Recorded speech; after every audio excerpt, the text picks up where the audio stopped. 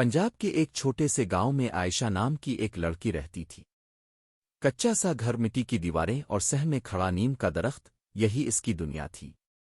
مگر اس دنیا سے کہیں زیادہ وسیع اس کے خواب تھے۔ جب بھی آسمان پر جہاز گزرتا، عائشہ سب کام چھوڑ کر اسے دیکھتی رہتی۔ اس کی آنکھوں میں چمک آ جاتی اور وہ دل میں کہتی، ایک دن میں بھی یہ جہاز اڑاؤں گی۔ لوگ ہنستے، تانے دیتے، لڑکیاں پائلٹ نہیں بنتی، پہلے گھر سنبھالنا سیکھو۔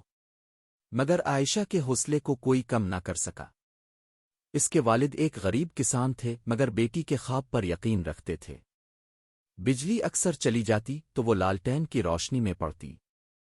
اسکول 5 کلومیٹر دور تھا، لیکن گرمی، سردی یا بارش، وہ روز پیدل جاتی۔ ایک دن استاد نے پوچھا، بڑے ہو کر کیا بننا چاہتے ہو؟ سب نے مختلف پیشے بتائے۔ عائشہ نے آہستہ سے کہا، میں پائلٹ بننا چاہتی ہوں۔ کلاس میں ہنسی گونج اٹھی، مگر استاد نے سنجیدگی سے کہا، محنت کرو گی تو سب ممکن ہے۔ یہ الفاظ اس کے دل میں نقش ہو گئے۔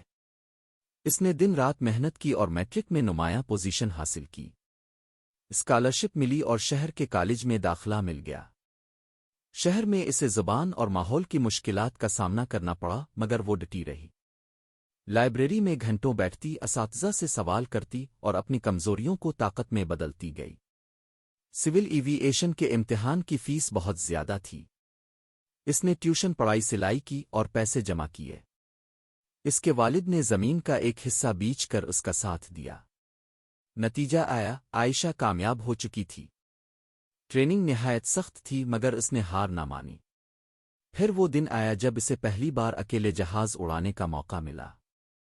کاکپٹ میں بیٹھ کر اس نے آنکھیں بند کیں۔ بچپن کا وہ منظر یاد آیا جب وہ آسمان کو حسرت سے دیکھتی تھی۔ جہاز نے زمین چھوڑ دی۔ آج آسمان اس کے نیچے تھا۔ اس کی آنکھوں سے آنسو بہہ نکلے، کامیابی کے آنسو۔ چند سال بعد عائشہ ایک معروف ایئر لائن کی پائلٹ بن گئی۔ ایک دن اس کی پرواز اپنے گاؤں کے اوپر سے گزری۔ اس نے اعلان کیا، یہ پرواز ایک چھوٹے سے گاؤں کی بیٹی اڑا رہی ہے۔ خواب دیکھنا کبھی مت چھوڑنا۔ آج گاؤں کے لوگ فخر سے کہتے ہیں، یہ ہماری بیٹی ہے۔ عائشہ نے صرف اپنا خواب پورا نہیں کیا، بلکہ ہر اس لڑکی کو امید دی جو حالات سے ڈر کر اپنے خواب چھوڑ دیتی ہے۔